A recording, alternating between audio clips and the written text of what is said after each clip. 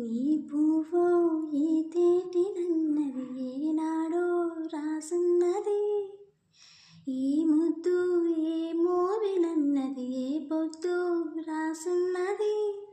బంధాలై వినవేయు వయసుకు అందాలే దాసోహమనగా మందారం విరబూయు పెదవులు మధువలనే చెవి చూడమని పరువాలే ప్రణయాలై స్వప్నాలే స్వర్గాలై ఎన్నెన్నో శృంగార లీలలు కన్నుల్లో రంగేలియలెదెను.